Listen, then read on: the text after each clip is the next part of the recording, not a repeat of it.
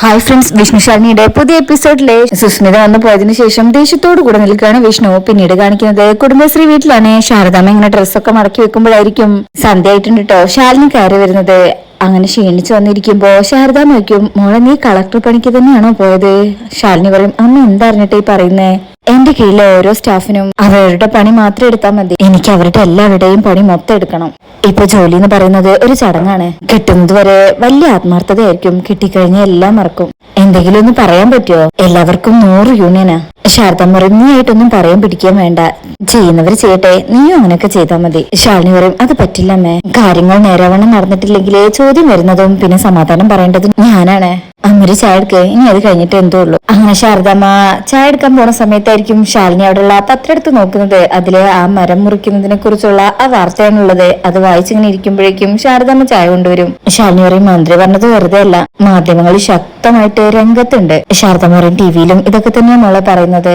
അല്ല മോളെ, നമ്മളെ കൊണ്ട് എന്തെങ്കിലും ചെയ്യാൻ പറ്റൂടി? ശാലിനി പറയും, നോക്കാവുന്ന വഴിയൊക്കെ നോക്കി. ഒരു തരത്തിലും ഒരാൾക്ക് സഹായിക്കാൻ പറ്റാത്ത രീതിയിലാ ഇതിപ്പോ കൊണ്ടുപോയി എത്തിച്ചു വെച്ചിരിക്കുന്നത്. സഹായിക്കാൻ ചെന്നാല് പ്രതിയാവുന്ന അവസ്ഥയാ. പല വഴിയും നോക്കി. ശാരദാമ്മ പറയും, സത്യമേ മാത്രം ഓർത്തിട്ടല്ല, നമ്മുടെ മോള് കൂടെ താമസിക്കുന്ന വീടല്ലേ, മോളെപ്പോലെ ഒരാള് പിന്നെ ഇങ്ങനൊരു സ്ഥാനത്തിരുന്നിട്ട് ഇങ്ങനൊരു അവസ്ഥ വരുമ്പോ ഒന്നും ചെയ്തില്ല എന്നൊരു കുറ്റപ്പെടുത്തൽ ഉണ്ടാവാതിരിക്കാൻ വേണ്ടിയാ അമ്മയെ പറയുന്നത്. ശാലിനി പറയും, ഇങ്ങനൊരു സ്ഥാനത്ത് ഇരിക്കുന്നത് കൊണ്ട് തന്നെയാണ് അമ്മേ എനിക്കിതിൽ ഇടപെടാൻ പറ്റില്ലെന്ന് പറഞ്ഞത്. അത് അമ്മയെ എങ്ങനെ പറഞ്ഞ് മനസ്സിലാക്കുന്ന അറിയില്ല, അതാ സത്യം. ഇതിനു വേണ്ടിയുള്ള ഓട്ടത്തിലായിരുന്നു ഇതുവരെ. ഞാൻ മാത്രമല്ല, വിഷ്ണുവേട്ടന്റെ രീതിയിൽ ഓടുന്നുണ്ട്. ഒടുവിൽ എനിക്ക് മനസ്സിലായി, ഒരാള് സഹായിക്കില്ല, അതാ ഇപ്പോഴത്തെ അവസ്ഥ. സഹായിക്കരുതെന്ന് ആരൊക്കെയോ മുൻകൂട്ടി തീരുമാനിച്ചുറപ്പിച്ചിട്ടുണ്ട്. അതിനുശേഷം പിന്നീട് കാണിക്കുന്നത് റവന്യൂ മന്ത്രിനെയാണ് കാണാൻ പോയത്. ശാലിനി ഇങ്ങനെ ഓർത്ത് പറയാണ് ശാരദാമ്മയോട്. അങ്ങേരിങ്ങനെ ശാലിനി ചെല്ലുമ്പോ ആരോട് ഫോണിൽ സംസാരിക്കുമ്പോഴായിരിക്കും ശാലിനി കയറി വരുന്നത്. വരൂ ശാലിനി ഇരിക്കണം.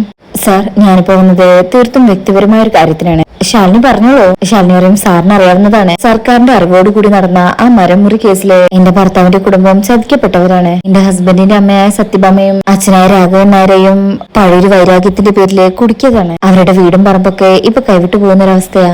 അയാൾ പറയും, കാര്യങ്ങളൊക്കെ എനിക്കറിയാവുന്നതാണ്, പല മന്ത്രിമാരുടെയും ഇൻവോൾവ്മെന്റ് ആ കേസിലുണ്ട്. പിന്നെ ഈ പറയുന്ന സത്യഭാമയുടെ വൈരാഗ്യമുള്ള പലരും ഈ കേസ് അവർക്കെതിരായിട്ട് വഴിതിരിച്ചു വിടാനുള്ള ശ്രമവും നടത്തുന്നുണ്ട്. പക്ഷെ ചാനലുകള് അതൊന്നും പറയുന്നില്ലല്ലോ. സർക്കാർ കൊടുത്ത ലൈസൻസ് വെച്ച് ആദിവാസികളുടെ ഭൂമി കയ്യേറി, വിലപിടിപ്പുള്ള വനസമ്പത്ത് കയ്യേറി, അതാണ് ഇപ്പൊ വന്നിരിക്കുന്ന കേസ്. അതൊരു ചെറിയ കേസല്ല. ആദിവാസികൾ തൊട്ടാലുള്ള കഥ അറിയാലോ. അപ്പൊ പിന്നെ അവരുടെ ഭൂമി കയ്യേറി എന്ന് പറഞ്ഞാല് മീഡിയക്കാർ വെറുതെ ഇരിക്കോ? പത്രക്കാർ വെറുതെ ഇരിക്കോ? കാണാറില്ലേ ചാനലുകാരുടെ അന്തിചർച്ചകളൊക്കെ? വാർത്തകൾക്ക് വേണ്ടി ആർത്തിയോടെ കാത്തിരിക്കുന്നവർക്ക് കുറച്ചു ദിവസത്തേക്ക് കഞ്ഞി കുടിക്കാൻ ഇത് മതി. ഭാഗ്യത്തിന് ഒന്നിലും ഇതുവരെ കളക്ടർ ശാലിനി വിഷ്ണുവിന്റെ പേര് പരാമർശിക്കാത്തത് റവന്യൂ മന്ത്രിയായ എന്റെ ഭാഗ്യം. ഇല്ലെങ്കിൽ എനിക്കിവിടെ ഇരിക്കാൻ പറ്റുമോ? അതൊക്കെ നിൽക്കട്ടെ, ഇപ്പോ എന്നെ വന്ന് കാണാനുള്ള കാര്യം? ശാലിനി പറയും, സാർ, ഇതൊക്കെ പറയാൻ വേണ്ടി തന്നെയാണ് ഞാൻ വന്നത്. സാർ വിചാരിച്ചാൽ അടയ്ക്കാൻ ഒരു സാവകാശമോ അല്ലെങ്കിൽ സ്റ്റേ ഓർഡർ വാങ്ങിച്ചു തരാൻ സാധിക്കില്ലേ? അതുണ്ടെങ്കിൽ അവർക്ക് വലിയൊരു സഹായമായിരിക്കും. റവന്യൂ മന്ത്രി തല താഴ്ത്തിയിരിക്കണേ. സോറി ശാലിനി, ഞാൻ ആ കേസിന്റെ വഴിക്കേ വരില്ല. അത്രയ്ക്കും മീഡിയ അറിഞ്ഞ് ചളാക്കി വെച്ചിരിക്കുന്ന ഒരു വിഷയമാണത്. ഞാൻ മാത്രമല്ല, ശാലിനിയെയും അതിലിടപെടാൻ ഞാൻ അനുവദിക്കില്ല. അത്രയ്ക്ക് സെൻസേഷൻ ആയി കഴിഞ്ഞൊരു പ്രശ്നം അത്. ഒന്നോർക്കണം, നിങ്ങൾ ഒരു കളക്ടറാ, ഒരു കാരണവശാലും ഇതിലിടപെടാൻ പാടില്ല. എന്റെ അടുത്ത് വന്നതുപോലെ മറ്റൊരാളുടെ അടുത്തും ഈ ഒരു കാര്യത്തിന് വേണ്ടി സംസാരിക്കാൻ പോവാനേ പാടില്ല. കുടുംബ ബന്ധങ്ങൾ, അതായത് അമ്മായിമ്മയും മരുമകളും ഭർത്താവും, അതൊക്കെ രണ്ടാമത്തെ കാര്യം. നിങ്ങൾ ഒഫീഷ്യലായിട്ട് അവരുടെ കാര്യത്തിൽ യാതൊരു വശാലും ഇടപെടാനേ പാടില്ല. നിങ്ങൾക്ക് പറ്റുമെങ്കിൽ പണം കൊടുത്ത് സഹായിക്കാൻ ശ്രമിക്കാം, അല്ലാതെ ഇതുപോലെ സഹായം അഭ്യർത്ഥിച്ച് ഒരാളെയും കാണാൻ പോകരുത്. ശാലിനി, ഇല്ല സാർ, എനിക്കിതിന്റെ ദോഷവശങ്ങൾ അറിയാഞ്ഞിട്ടല്ല. പക്ഷെ ഇങ്ങനൊരു പ്രശ്നം എന്റെ ഹസ്ബൻഡിന്റെ കുടുംബത്തിന് വരുമ്പോ ഈ ഒരു സ്ഥാനത്തിരിക്കുന്ന എനിക്ക് എന്തെങ്കിലും ചെയ്യാൻ പറ്റുമായിരുന്നു എന്ന് പിന്നീട് തോന്നരുതല്ലോ. അതുകൊണ്ട് മാത്രം ഞാൻ സാറിനെ കാണാൻ വന്നതാ. റവന്യൂ മന്ത്രി പറയും, ഈ ഒരു സ്ഥാനത്തായതുകൊണ്ടാ ശാലിനിയോട് ഇതിൽ ഇടപെടരുതെന്ന് ഞാൻ പ്രത്യേകം പറഞ്ഞത്. പിന്നെ ഞാൻ എന്റെ നിലപാട് പറഞ്ഞതേ ഉള്ളൂ. ശാലിനിക്കത് മുഖവരയ്ക്ക് എടുക്കണമെങ്കിൽ എടുക്കാം. ഒന്ന് ഞാൻ പറയാം, ഗവൺമെന്റിന്റെ മന്ത്രിസഭയുടെ മുഖച്ഛായ നഷ്ടപ്പെടാതിരിക്കണമെങ്കിൽ ഇതിന് ഉത്തരവാദികളായവരെ ശിക്ഷിക്കപ്പെടുക തന്നെ വേണം. അതിനുവേണ്ടി ഈ മന്ത്രിസഭ എന്തും ചെയ്യും, എന്തും എന്നൊക്കെ ഇങ്ങനെ കേൾക്കുമ്പോ ശാലിനി എന്ത് ചെയ്യും? അവരെ സഹായിക്കാനെന്ന് അറിയാതെ ഇങ്ങനെ നിൽക്കുന്നൊക്കെ കാണിക്കണേ. ഇതൊക്കെയാണ് ശാരദാമ്മയോട് ഇപ്പൊ ശാലിനി പറഞ്ഞുകൊണ്ടിരിക്കുന്നത്. ശാരദാമ്മയ്ക്കും അപ്പൊ ഒരു തരത്തിലും ഈ ജപ്തി ഒഴിവാക്കാൻ പറ്റില്ലെന്നാണോ മോള് പറയുന്നത്? ശാലിനി പറയും, ഇല്ല അമ്മേ, ഒരു പഴുതുമില്ല. അവർ ശക്തമായ രീതിയിൽ വല മുറുക്കിയിരിക്കുക. അതിന്നൊരു കണ്ണി പോലും അകന്നു പോവാതെ അവര് നോക്കുന്നുണ്ട്. ശത്രു നിസ്സാരക്കാരനല്ല, അവന്റെ എല്ലാ സ്വാധീനവും ഉപയോഗിച്ചിട്ടാ അവനിപ്പോ ഈ കരുക്കൾ നീക്കിയിരിക്കുന്നത്. ശാരദാമ്മയ്ക്കും ഈ നാണക്കേട് സത്യമ്മയ്ക്ക് താങ്ങാൻ പറ്റുമോ മോളെ? ഏത് രീതിയിൽ കഴിഞ്ഞിരുന്ന ആളാ. രാഘവേട്ടന്റെ കാര്യം ഓർക്കുമ്പോഴാ അതിലും സങ്കടം. ഈ ഒരു സാഹചര്യത്തില് ഈ രസമുള്ള അവസ്ഥയില് ഒരു വീട് മാറി മറ്റൊരു വീടിലേക്ക് പോവുക, പിന്നെ അതുമായിട്ട് യോജിച്ചു വരാന്നൊക്കെ പറഞ്ഞ ശാലിനി പറയും പോകാതെ മാർഗമില്ലല്ലോ അമ്മേ. പിന്നെ എത്ര വലിയവനും തിരിച്ചടി തന്നെയാണെന്ന് മനസ്സിലാക്കാനുള്ള ഒരു അവസരം അത് തന്നെ ഇത്. എത്ര തവണ നമ്മളെ ആ വീട്ടിൽ നിന്ന് ആട്ടി പായിച്ചിട്ടുണ്ട് സത്യമ്മ. അമ്മയെ തന്നെ എത്രയോ തവണ സങ്കടപ്പെടുത്തി അവരെ ഇറക്കി വിട്ടിട്ടുണ്ട്. ദേവൻ എന്ന് പറയുന്ന ആളെ ഇതെല്ലാം കണ്ട് മുകളിൽ ഇരിക്കല്ലേ, കുറെ കാണുമ്പോ തിരിച്ചൊന്ന് ഇറക്കി വിടണമെന്ന് പുള്ളിക്കാരനും തോന്നിയിട്ടുണ്ടാകും. ആട്ടി ഇറക്കപ്പെടുന്നതിന്റെയും ഒരു സ്ഥലത്തുനിന്ന് ഒഴിവാക്കി ഇറക്കി വിടുന്നതിന്റെയും വേദന സത്യാമ്മ അങ്ങ് മനസ്സിലാക്കട്ടെ എന്ന് കരുതിയിട്ടുണ്ടാവും. എന്തായാലും നമ്മളായിട്ട് ചെയ്യാനുള്ളതൊക്കെ ചെയ്തു, ഇനി വരുന്നത് അനുഭവിക്കാം, അല്ലാതെ യാതൊരു വഴിയും കാണുന്നില്ല എന്നൊക്കെ പറഞ്ഞ ശാലിനി എന്നിട്ട് പോകാൻ നേരം മോളെ ഞാൻ നിന്നോട് പറയാതെ ഒരു കാര്യം ചെയ്തു. ഞാൻ അവിടെ പോയിട്ടുണ്ടായിരുന്നു. ശാലിനിക്ക് അവിടെ സത്യാമ്മയുടെ വീട്ടില്. ശാലിനിക്ക് അപ്പൊ തന്നെ വേണ്ടായിരുന്നു എന്നുള്ള തോന്നലാണ്. അങ്ങനെ ശാരദാമ്മ പറയും പിന്നെ എന്റെ വീട്ടിലെ വീടിന്റെ ആധാരം ഉണ്ടായിരുന്നു. ശാലിനി പറയും എന്റെ അമ്മയെ സത്യം ഇത് സ്വീകരിക്കുന്ന അമ്മയ്ക്ക് തോന്നുന്നുണ്ടോ? അതും അമ്മയുടെ കയ്യിൽ നിന്ന് ഒരിക്കലും വാങ്ങിക്കില്ല. ഞാനിത് അറിഞ്ഞിരുന്നെങ്കിൽ അമ്മയെ നാണം കെടാനായിട്ട് അങ്ങോട്ട് പറഞ്ഞു വിടില്ലായിരുന്നു. ശാരദാമ്മ പറയും ഇതിലിപ്പോ നാണക്കേടിന്റെ ആവശ്യമൊന്നുമില്ലല്ലോ, നമ്മളൊരു സഹായം വെച്ച് നീട്ടി അത് നമ്മുടെ മര്യാദ. ശാലിനിക്കും പക്ഷെ അമ്മ കാണിച്ച മര്യാദയ്ക്ക് അവർ തിരിച്ചു മര്യാദ കാണിച്ചോ? ശാരദാമ്മ ഒന്നും മിണ്ടാതെ തലതാഴ്ത്തി നിൽക്കുമ്പോ ശാലിനി പറയും ഇല്ലല്ലോ കാണിക്കില്ല, മാത്രമല്ല നല്ല ചീത്തയും പറഞ്ഞാണല്ലോ. ശാരദാമ്മ പറയും കുറച്ച് ചൂടായിട്ട് സംസാരിച്ചു, അത് പിന്നെ അവരുടെ സ്വഭാവത്തിന്റെ ഒരു ഭാഗമാണല്ലോ. ശാലിനി പറയും ഈ സ്വഭാവം തന്നെ അമ്മയെ കുടുംബം തകർത്തത്. ശാരദാമ്മ പറയും എനിക്കിപ്പോ ഒരു പേടിയേ ഉള്ളൂ, ഇത്രയും കടുംപിടുത്തം പിടിക്കുന്ന ഒരു സ്ത്രീ വിഷ്ണുവും നീയും മോളും കൂടെ ഒന്നിച്ചു എന്ന് കേൾക്കുമ്പോ എന്ത് ഭൂകമ്പായിരിക്കും ഉണ്ടാക്കുന്നേന്നാ. മോളെ അവര് അടങ്ങിയിരിക്കോ? ശാലിനി പറയും സ്വന്തം കുടുംബം കാൽച്ചുവട്ടെന്ന് ഒലിച്ചു പോകാൻ തുടങ്ങുന്ന ഈ അവസ്ഥയിലും ഇത്രയും തന്റെ അടുത്തോടു കൂടി അവർക്ക് നിൽക്കാൻ സാധിക്കുന്നുണ്ടെങ്കിൽ അവരേത് പ്രതിസന്ധിയും നീന്തി കയറാൻ തന്നെ ഒരുങ്ങി നിൽക്കാം. എത്ര ശത്രുക്കൾ അവർക്കെതിരെ പടവെട്ടി വന്നാലും അവര് പതറില്ലമ്മേ. അതാണ് സത്യമ്മ. ഈ ഒരു ചങ്കുറ്റം കൊണ്ട് മാത്ര ഈ ഒരു അവസ്ഥയിലും ആത്മഹത്യയെ കുറിച്ച് ചിന്തിക്കാതെ മുന്നേറി പോകുന്നത്. നമ്മളൊക്കെ ആണെങ്കിൽ തകർന്നു പോകും, ഒന്നുമില്ലെങ്കിൽ കുഴഞ്ഞെങ്കിലും വീഴും. ഇപ്പൊ തന്നെ ഈ ഓട്ടോ ഓടിപ്പോ എന്റെ പകുതി ജീവൻ പോയതുപോലെയാ. നീ വേഷക്കൊന്ന് മാറട്ടെ, ഒന്ന് കുളിക്കണം, ഒന്ന് ഇറങ്ങിയാലേ ഈ ക്ഷീണൊക്കെ മാറൂ എന്ന് പറഞ്ഞുകൊണ്ട് ശാലിനി അകത്തേക്ക് പോകും. ശാരദാമ്മ അപ്പോഴും വിചാരിക്കുന്നത് എങ്ങനെ ദേവി ആ സത്യമ്മ എന്നെ സഹായിക്കുക. അങ്ങനെ ആ ദിവസം അവിടുന്ന് പോകും. ശേഷം പിന്നീട് കാണിക്കുന്നത് വിഷ്ണു ഒരു ഓഫീസിലേക്ക് വന്നിരിക്കുകയാണ്. അവിടെയുള്ള സ്റ്റാഫിന്റെ അടുത്ത് പറയും എനിക്ക് സതീശൻ സാറ് ഒന്ന് കാണാനായിരുന്നു. എവിടുന്നാണ് സാറിന് പരിചയമുണ്ടോ? വിഷ്ണു പറയും പരിചയമുണ്ട്. അപ്പൊ അവരേക്കും എന്താ പേര്? എന്റെ പേര് വിഷ്ണു എന്നാ. അപ്പൊ ആ സ്റ്റാഫ് പറയും സാർ ഒരു മീറ്റിംഗിലാണ്, കഴിഞ്ഞൊന്ന് നോക്കട്ടെ. എന്നതിന് ശേഷം ഫോൺ എടുത്ത് ആ സതീഷിനെ വിളിക്കും. വിഷ്ണുവിന്റെ കയ്യിൽ നിന്ന് മുമ്പ് തല്ലിട്ടിട്ടുള്ള ആളാണ്.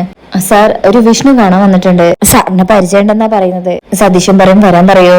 അങ്ങനെ ആ പെൺകുട്ടി കോള് കട്ട് ചെയ്തിട്ട് വിഷ്ണുവിനോട് അകത്തേക്ക് ചെല്ലാൻ വേണ്ടി പറയണേ. വിഷ്ണു ഒരു സന്തോഷത്തിൽ അകത്തേക്ക് പോകുന്നത്. വിഷ്ണു ഡോറ് തുറക്കുമ്പോ തന്നെ വരൂ.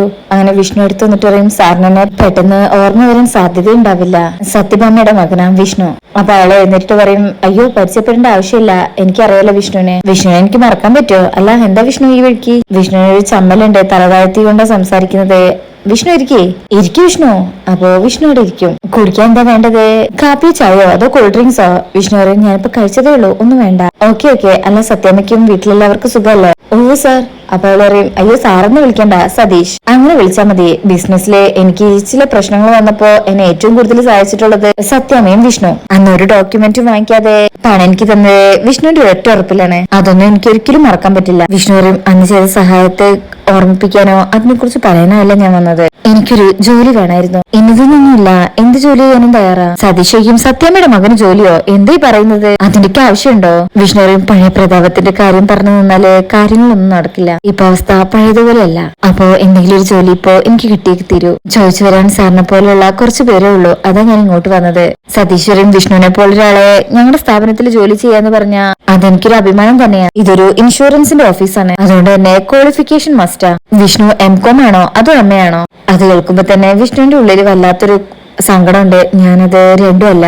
ഈ കളിയാക്കി പറയല്ലോ 4ാം ക്ലാസ്സും കുസ്തിന്നൊക്കെ, അതാ എന്റെ കാര്യം. ഇപ്പൊ തന്നെ സതീഷിന്റെ മുഖത്ത് നേരത്തെ ഉണ്ടായിരുന്ന ഒരു സന്തോഷവും ഒരു താല്പര്യമൊന്നുമില്ല. വിഷ്ണു പറയും അതുകൊണ്ട് മറ്റെവിടേക്കും പോകാതെ ഇങ്ങോട്ട് തന്നെ വന്ന് നോക്കിയത്. സതീഷ് പറയും അത് കുഴപ്പമാണല്ലോ വിഷ്ണു, ഇവിടെ ചായ വാങ്ങിക്കാൻ നിൽക്കുന്ന BA-കാരനാ. വിഷ്ണു പറയും അല്ല ഇൻഷുറൻസിന്റെ ഓഫീസല്ലേ, അപ്പൊ ആൾക്കാരെ ക്യാൻവാസ് ചെയ്താ പോരെ, ഞാൻ എന്റെ ഫ്രണ്ട്സിനൊക്കെ തപ്പിയെടുത്ത് ഇതിലേക്ക് കൊണ്ടുവരാം. അപ്പൊ അയാള് പറയും എന്റെ വിഷ്ണു മണ്ടത്തരം പറയല്ലേ, തന്റെ കൂട്ടുകാരെന്നൊക്കെ പറയുമ്പോ കുറച്ച് ലോക്കൽസ് ആയിരിക്കില്ലേ, ഈ കമലനെ പോലെയുള്ളവരൊക്കെ.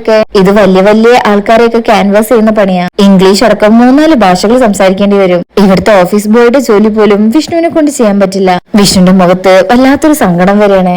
ഷുഗർ ചായയിൽ ഇടണോ വേണ്ടയോ എന്ന് ഇംഗ്ലീഷിൽ ചോദിക്കുന്ന സ്റ്റാഫുകൾ ജോലി ചെയ്യുന്ന വലിയൊരു സ്ഥാപനമാണിത്. അതുകൊണ്ട് I am very sorry Vishnu, ഇങ്ങനെ എനിക്ക് വിഷ്ണുവിനോട് പറയേണ്ടി വന്നതില് എനിക്ക് സങ്കടമുണ്ട്. വിഷ്ണു അല്ല സാറേ, ഇത്രയും വലിയ ഓഫീസാണല്ലോ, മറ്റെന്തെങ്കിലും പണി തരുമോ? അതോ എനിക്ക് ഞാൻ തയ്യാറാ. മുന്നില് വേറൊരു മാർഗം ഇല്ലാത്തതുകൊണ്ടാ സാറേ സാറിന്റെ മുന്നിൽ വന്ന് നിങ്ങൾ പറയുന്നതേ. അവസ്ഥ അതാ.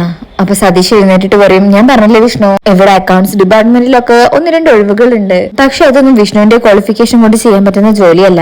ഡെബിറ്റും ക്രെഡിറ്റും ടാലിയൊക്കെ അറിയാവുന്നവർക്കല്ലേ ആ ജോലി കൊടുത്തിട്ട് കാര്യമുള്ളൂ. പിന്നെ ഈ വിദ്യാഭ്യാസം വെച്ച് ചെയ്യാൻ പറ്റുന്ന ഒരു പണിയുള്ളൂ, അത് സെക്യൂരിറ്റി പണിയാ. അതിനാണെങ്കിൽ വിഷ്ണു ഉദ്ദേശിക്കുന്നത് പോലുള്ള സാലറി ഒന്നും കിട്ടത്തില്ല. വിഷ്ണുന്റെ മുഖം ആകെ വിഷമത്തിലാവും. ചുരുക്കി പറഞ്ഞ സാറിന് എന്നെ സഹായിക്കാൻ പറ്റില്ല അല്ലേ? ആ ഒരു കാര്യത്തില് സങ്കടം ഉണ്ടെന്ന് മാത്രമേ എനിക്കിപ്പോ പറയാൻ പറ്റുള്ളൂ കേട്ടോ. എന്നാ പിന്നെ അറിഞ്ഞല്ലേ, എനിക്കിപ്പോ മറ്റൊരു മീറ്റിംഗ് അറ്റൻഡ് ചെയ്യാനുള്ളതാ. എന്നാ പിന്നെ ഓക്കെ. വിഷ്ണുവിനെ ദയനീയമായി അയാളെ നോക്കും. ഒരിക്കലും തന്റെ മുന്നിൽ സഹായത്തിന് വന്ന അയാളെ സഹായിച്ചതും ആലോചിക്കണേ. അങ്ങനെ പോകാൻ തുടങ്ങുമ്പോ അയാൾ പറയും, പിന്നെ അമ്മയുടെ എന്റെ അന്വേഷണം പറയണം കേട്ടോ. വിഷ്ണു എന്ന് പറഞ്ഞിട്ട് പോകും. ഡോർ തുറന്ന് പോകുന്നതിന് മുമ്പ് തന്നെ അയാൾ പറയും, 4ാം ക്ലാസ് ഗുസ്തിയായിട്ട് ജോലി അന്വേഷിച്ചു വന്നിരിക്കുന്നു എന്ന് പറഞ്ഞ അയാളുടെ ഫയലുകളും മറ്റും നോക്കിക്കൊണ്ടിരിക്കുക. വിഷ്ണു ഇത് കേൾക്കുന്നുണ്ട്, തിരിഞ്ഞു നോക്കുന്നില്ല, കരഞ്ഞുകൊണ്ടാണ് അവിടെ നിന്ന് ഇറങ്ങുന്നത്. വിഷ്ണു പോകാൻ നേരത്തെ ആ റിസപ്ഷനിൽ ഇരുന്ന പെൺകുട്ടിക്കും, സാർ കണ്ടില്ലേ? വിഷ്ണു കരഞ്ഞുകൊണ്ടാ പറയുന്നത്. കണ്ടു. പിന്നെ വെറുതെ ഒരു ചെറു പുഞ്ചിരി കാണിച്ചുകൊണ്ട് വിഷ്ണു ഇരുന്ന് പോകും. വിഷ്ണുവിന്റെ മുഖം കാണുമ്പോ ആ കുട്ടിക്ക് സങ്കടാവുന്നുണ്ട്. അതിനുശേഷം പിന്നീട് കാണിക്കുന്നത് കമലനെ കണ്ടിരിക്കാനേ. വിഷ്ണുവിനോടിക്കും, എന്തായി സതീഷ് സാറ് ജോലി ഒന്നില്ലേ? വിഷ്ണു പറയും, അത് പോട്ടെ, നമുക്ക് വേറെ എന്തെങ്കിലും നോക്കാം. അതെന്തു പണിയാ? നമ്മൾ മുമ്പ് സഹായിച്ചിരുന്ന ആളല്ലേ? വിഷ്ണു പറയും, എടാ നമ്മൾ സഹായിച്ചിട്ടുണ്ടെന്ന് കരുതിയിട്ട് അയാൾക്ക് ജോലി തരാൻ പറ്റുമോ? അവർക്ക് അവിടെ ജോലി ചെയ്യാൻ പറ്റുന്നവരാണെങ്കിലല്ലേ അവർ ജോലി ചെയ്യാൻ എടുക്കൂ. കമലൻ പറയും, ചുമ്മാ തമാശ പറയില്ല ആശാനെ. ഏത് ഹോട്ടലിൽ പോയാണ് ചെലവ് ചെയ്യേണ്ടതെന്ന് മാത്രം പറഞ്ഞാൽ മതി. ഇല്ലെങ്കിൽ വേണ്ട, നമുക്ക് ഏതെങ്കിലും ബാറിലേക്ക് പോവാം. ജോലി കിട്ടിയതിന്റെ പേരിൽ 2 വീശാം. വിഷ്ണു പറയും, എടാ ഞാൻ സീരിയസ് ആയിട്ട് തന്നെ പറഞ്ഞതാ. സതീഷ് സാറിന് എന്നെ സഹായിക്കാൻ പറ്റില്ല. ഇത് കേൾക്കുമ്പോ കമലന്റെ മുഖത്തും വലിയ സങ്കടമുണ്ട്. എനിക്ക് പറ്റിയ ജോലിയൊന്നും ഇല്ലെന്നാ അവിടെ പറയുന്നത്. കമലൻ പറയും, എന്നാ പിന്നെ ചോദിച്ചിട്ട് തന്നെ കാര്യം. ഒരു ഗതിയും പരഗതിയും ഇല്ലാതിരുന്ന കാലത്ത് ബാങ്കിലെ കുടിശ്ശിക തീർക്കാനായിട്ട് ആശാന്റെ കാല് പിടിക്കുന്നത് പോലെ അന്ന് അയാൾ വന്ന് പണം ആവശ്യപ്പെട്ടത്. പലിശ പോലും വാങ്ങിക്കാതെയാ അന്ന് ആശാൻ അയാൾക്ക് പണം കൊടുത്തത്.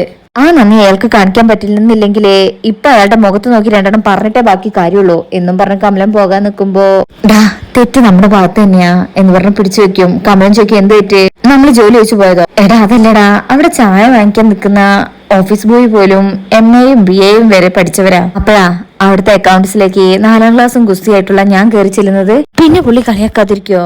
കമലൻ ചോദിക്കും, ആശാനെ കളിയാക്കിന്നോ?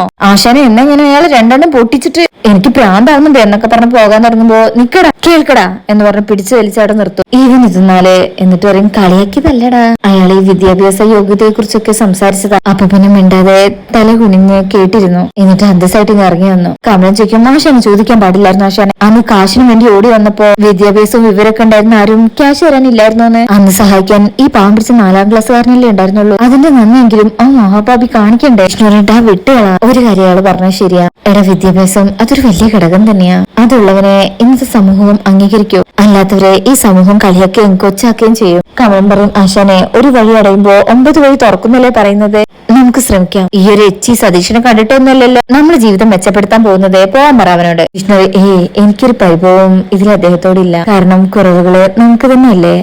നമുക്ക് നോക്കാന്നേ. നമ്മുടെ പഠിപ്പിനെ പറ്റി ജോലി വല്ലതുകൊണ്ടെന്ന് നമുക്ക് അന്വേഷിക്കാം എന്നൊക്കെ ഇങ്ങനെ പറയുമ്പോ വിഷ്ണുവിന് സങ്കടം ഉണ്ടെന്ന് കമലിന് മനസ്സിലാവുന്നുണ്ട്. എടാ, ഭൂമി ഇങ്ങനെ വിശാലമായിട്ട് കിടക്കല്ലേ, നമുക്ക് വേണ്ടി നമ്മളെയും പ്രതീക്ഷിച്ച് ഏതെങ്കിലും ഒരു ജോലി കിടപ്പുണ്ടാവും, ഏതെങ്കിലും ഒരു ജോലി കാത്തിരിക്കുന്നുണ്ടാവും എന്നൊക്കെ പറഞ്ഞ ആ ഒരു പ്രതീക്ഷയോട് കൂടെ നിൽക്കുന്ന വിഷ്ണുവിനെ കാണിച്ചുകൊണ്ട് ഈ ഭാഗം കഴിയുന്നത്. അപ്പോ ഇന്നത്തെ റിവ്യൂ ഇഷ്ടപ്പെട്ടിട്ടുണ്ടെങ്കിൽ ചാനൽ എല്ലാവരും ലൈക്ക് ചെയ്ത് സബ്സ്ക്രൈബ് ചെയ്ത് സപ്പോർട്ട് ചെയ്തേക്കണേ. താങ്ക്